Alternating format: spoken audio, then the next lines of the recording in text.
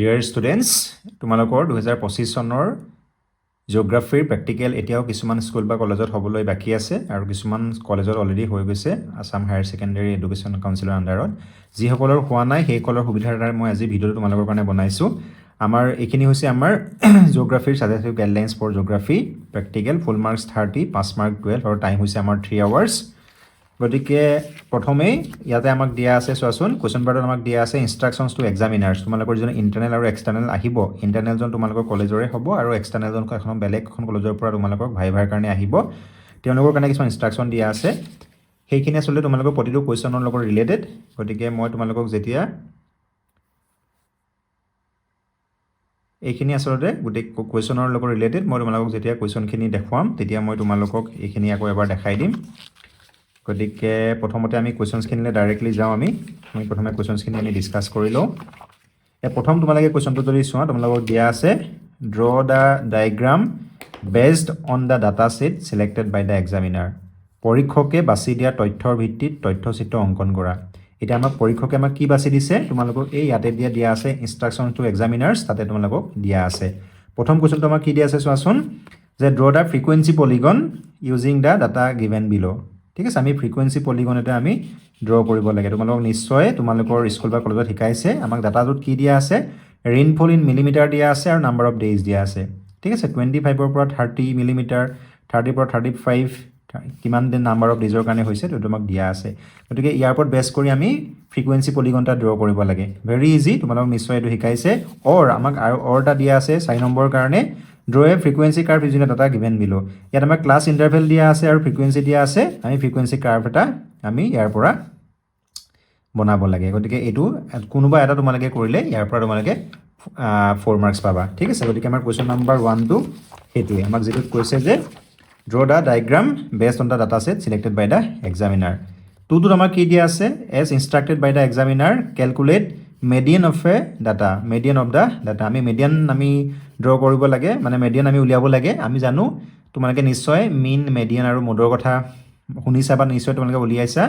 mean মানে আমাৰ the average of all values নহয় নে তেনেকে median মানে হৈছে আমাৰ the middle value in an ordered list নহয় জানো আৰু mode মানে হৈছে the most frequently occurring number so mean median আৰু mode তোমালোকে নিশ্চয় শিকিছা তোমালোকে ম্যাথমেটিক্স যদি কাৰোবাৰ আছে বা ষ্টেটিষ্টিক্স আছে আমি mean median আৰু mode উলিয়াই থাকিব লাগে গতিকে তোমালোকে এই কোৱেশ্চন নম্বৰ 2 তোমালোকক এটা ডাটা সেট দিয়া আছে দেখিছানে find out the median from the following data of marks obtained by 18 students আমাৰ 18 জন ছাত্ৰ ছাত্ৰীৰ মাৰ্কস দিয়া আছে ইয়াতে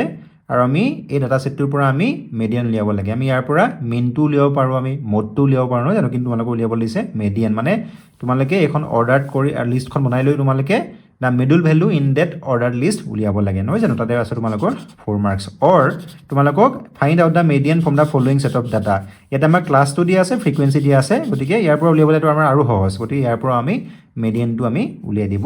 পাৰো নেক্সট 3 টো কোৱেশ্চন আমাক 3 কি কৈছে আমি এবাৰ চাও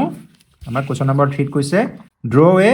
choropleth map using the data given by the examiner or draw a line graph based on the data supplied তোমালোকে choropleth map এখন ড্ৰ কৰিব লাগে তোমালোকে জিঅ'গ্ৰাফিত আমি এটো কৰিয়ে থাকো নহয় জানো তোমালোকে ফাৰ্স্ট ইয়াৰটো জিঅ'গ্ৰাফিত choropleth mapৰ কথা তোমালোকে শুনিছা বা কৰিছা নহলে লাইন গ্ৰাফ ড্ৰ কৰিব লাগে তোমাক ডাটা সেটটো প্ৰভাইড কৰা হ'ব কি প্ৰভাইড কৰিছে আমাক 3 আমাক ইয়াতে দিয়া আছে চোৱা কনস্ট্ৰাক্ট এ choropleth map based on the data given below আমাক কি ডাটা দিয়া আছে ষ্টেটছ বিলাক দিয়া আছে আমাৰ নৰ্থ ইষ্টৰ আমাৰ 7খন ৰাজ্যৰ নাম দিয়া আছে অৰুণাচল প্ৰদেশ আসাম মণিপুৰ মেঘালয় মিজোৰাম নাগালেণ্ড ত্ৰিপুৰা আৰু ডেনসিটি অফ পপুলেশন দিয়া আছে দেখিছানে per square kilometer কিমান ডেনসিটি হয় as per census 2011 সো আমাৰ দিছে না আসামৰ সবচে পপুলেশন বেছি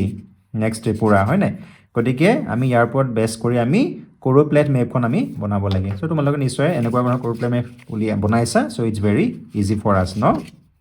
গতিকে 3 এটো হৈ গল আৰু নহলে বি এটা দিছে আমি choropleth map নহলে আমি লাইন গ্ৰাফ এটা ড্ৰ কৰিব লাগে ঠিক আছে ইয়াতো 4 মাৰ্কস আছে আমাক ইয়াত মান দিয়া আছে draw a line graph using the month wise rainfall data of Assam given below অসমৰ আমাৰ মাহবোৰত কিমান ৰেইনফল হয় ইন সেন্টিমিটাৰ ইয়াত দিয়া আছে দেখিছানে আমি এটা দেখিছো কোড দেখিছো জুলাই মাহত আমাৰ আটাইতকৈ বেছি ৰেইনফল হোৱা বুলি ইয়াত দিয়া আছে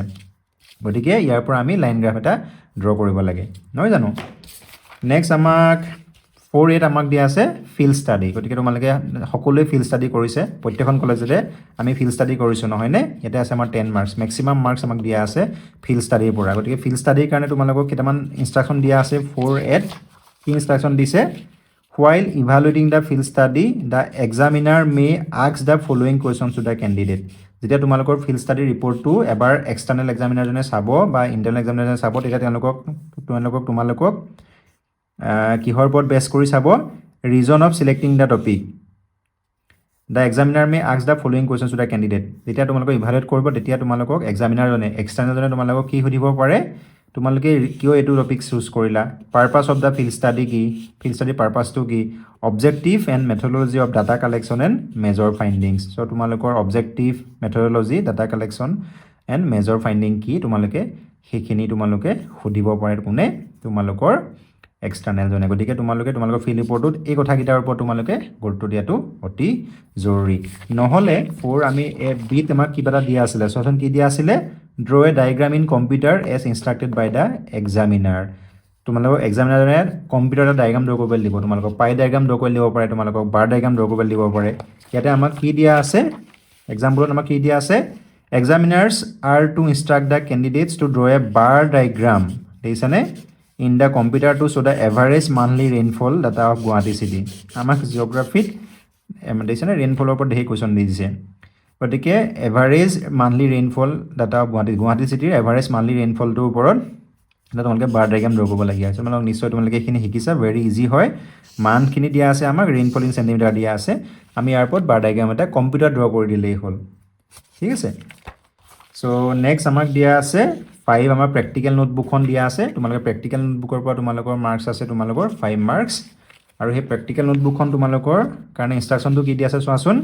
Full credit should be given to the candidate having a practical notebook with clean and neat drawing covering the entire syllabus. তোমালোকে যদি গোটেইখিনি প্ৰেক্টিকেল ভালকৈ লিখিছা নিট এণ্ড ক্লিন কৰি তোমালোকে 5 মাৰ্কছ পাবা আৰু 6ত আমাক ভাইভা দিয়া আছে 3 মাৰ্কছৰ কাৰণে ভাইভাৰ কাৰণে আমাক কি দিছে examiners have to ask at least 3 questions এক্সটাৰ্নেলজনে তোমালোকক এটলিষ্ট 3টা কুৱেশ্যন সুধিবলৈ কৈছে উইদিন দ্য চিলেবাছ টু জাজ the basic knowledge of the candidates and award marks accordingly ঠিক আছে আৰু এটা আমাক দিয়া আছে to draw the choropleth map আমাক যেটো দিয়া আছিল question number 3 choropleth map draw কৰিবলৈ the examiner should provide an outline map of 7 states of north east India আমাৰ ভাৰতৰ 7 ভনীৰ যে 7খন ৰাজ্য নৰ্থ ইষ্টৰ 7খন ৰাজ্যৰ এখন আউটলাইন মেপ তোমালোকক প্ৰভাইড কৰিব গতিকে এইখিনি হৈছে তোমালোকৰ 30 মাৰ্কছৰ কাৰণে এই 6টা কুৱেশ্চন তোমালোকে দেখিলানে এই 6টা কুৱেশ্চনৰ ওপৰত বেছ কৰি তোমালোকৰ টোটেল